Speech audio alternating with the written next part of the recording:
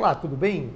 Queria conversar um pouco com vocês hoje sobre o processo eleitoral recém-findo, especialmente sobre o aspecto de como o sistema é preparado para dificultar a participação de segmentos populares, de como o nosso processo eleitoral, marcadamente corrupto por conta do abuso do poder econômico e do abuso do poder político, define os rumos da política nacional.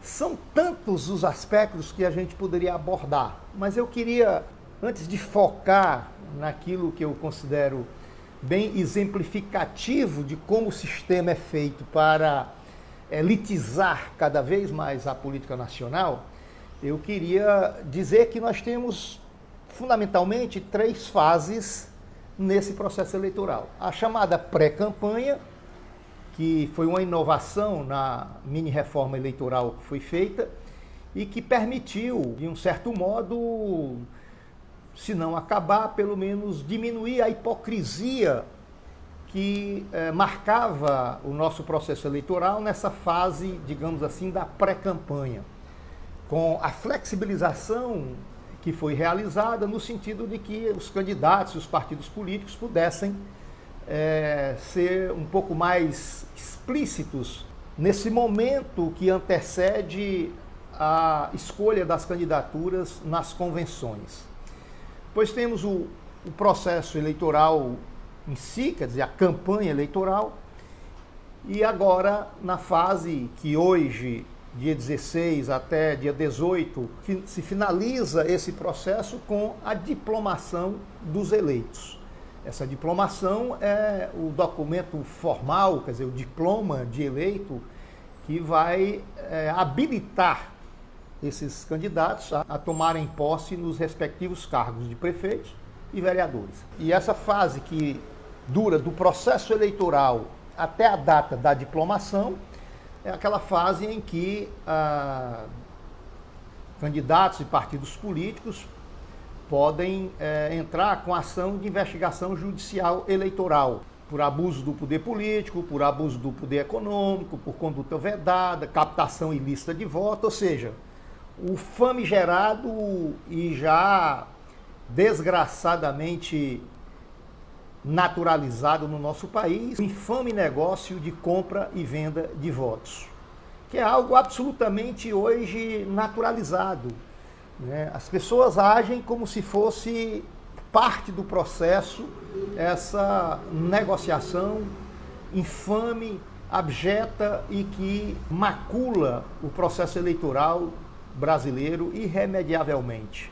E além da investigação judicial eleitoral, agora com a diplomação, se inicia o prazo de 15 dias para que candidatos ou partidos políticos, coligações, possam ajuizar a ação de impugnação de mandato por todas essas motivações que eu mencionei. Eu queria destacar uma motivação mais recente no nosso processo eleitoral, que é exatamente a investigação judicial eleitoral ou impugnação de mandato das chamadas candidaturas laranjas. O que é isso?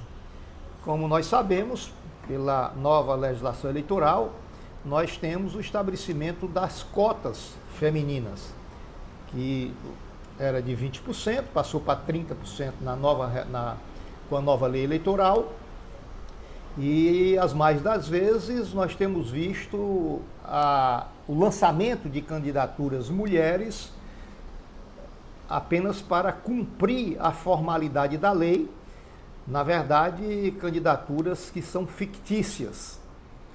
E o Tribunal Superior Eleitoral, ele, em decisões recentes, deu um norte que eu penso bastante interessante e adequado para coibirmos mais esse tipo de fraude nas nossas eleições. A decisão do Tribunal Superior Eleitoral é no sentido de decretar a cassação de toda a chapa que se beneficiou por esse tipo de subterfúgio, ou seja, candidaturas pro forma, fictícias, que não estão no processo realmente na disputa eleitoral, não é o fato de, eventualmente, essas candidaturas mulheres não obterem um número suficiente de votos. Muitas vezes até pouquíssimos votos, mas me parece que o problema não é esse. Eventualmente você pode ter candidaturas que por várias razões não conseguem receber os votos necessários, mas que cumpriram a sua parte, que fizeram a campanha adequadamente, que buscaram apresentar o seu nome para o eleitorado e que não obtiveram sucesso. Isso é uma coisa. Outra coisa são aquelas candidaturas realmente de fachadas, que são colocadas por caciques políticos apenas para cumprir a cota dos 30%, mas que, na verdade, essas candidaturas, inclusive no próprio processo eleitoral, são utilizadas para fortalecer as candidaturas daqueles chefes políticos, as mais das vezes candidaturas que são aí alimentadas pela forte corrupção eleitoral, do abuso do poder econômico e do abuso do poder político. E com essa decisão do Tribunal Superior Eleitoral, há uma sinalização de que a gente pode caminhar para um processo de moralização disso. De fato, é absolutamente pertinente a decisão do Tribunal Superior Eleitoral de anular os votos de toda a chapa.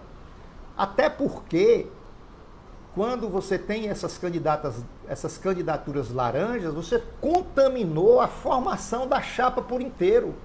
Então, mais do que correto essa jurisprudência já consolidada do Tribunal Superior Eleitoral de anular os votos de toda a chapa, inclusive cassando o registro daqueles candidatos que eventualmente foram eleitos nessa situação.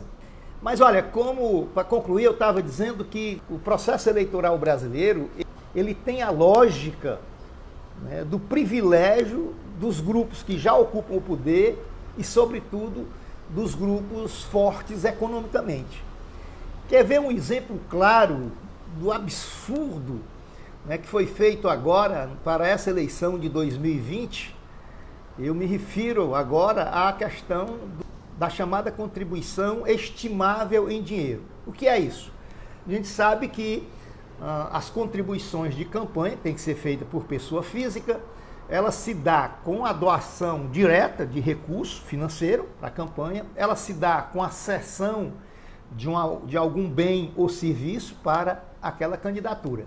Pois bem, para essa eleição de 2020 foi feita uma mudança que vem bem nessa linha de dificultar a vida dos candidatos populares, de colocar mais empecilhos para que cidadãos e cidadãs que pretendem participar do processo político sendo candidato, mas que não têm dinheiro, tenham mais dificuldade. Isso relacionado ao serviço de advogado e de contador. Até a eleição anterior, tanto o serviço de advocacia como o serviço de contabilidade poderiam sim ser prestados com base em doação estimável em dinheiro. Nessa eleição de 2020 foi exatamente esses dois tipos de serviço que são obrigatórios pela legislação eleitoral. Tem a obrigatoriedade de você ter um contador para fazer a sua prestação de contas e tem a obrigatoriedade de ter um advogado para acompanhar e assinar essas prestações de contas. Pois bem, esses dois serviços fundamentais, a partir dessa eleição de 2020, foi vedado a possibilidade de ser feita essa prestação de serviço estimável em dinheiro. Ou seja, um advogado, um contador, uma contadora poder trabalhar pro bono em benefício de determinada candidatura. Foi proibido.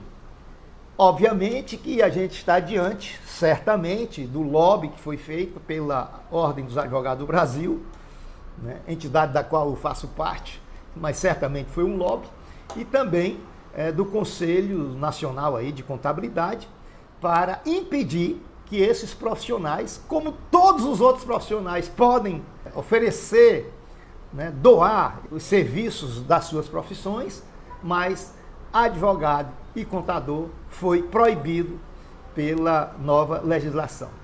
Enfim, é o sistema que é feito, de fato, para garrotear a pretensão dos segmentos mais populares, dos segmentos que não têm dinheiro para participar desse processo, para poder oferecer seu nome nas disputas eleitorais. Infelizmente, esse nosso processo eleitoral brasileiro, repito, que é essencialmente corrupto, marcado pela força avassaladora do poder econômico e do poder político, vai novamente maculando aí a representação popular no nosso país, lamentavelmente. Um grande abraço e até amanhã.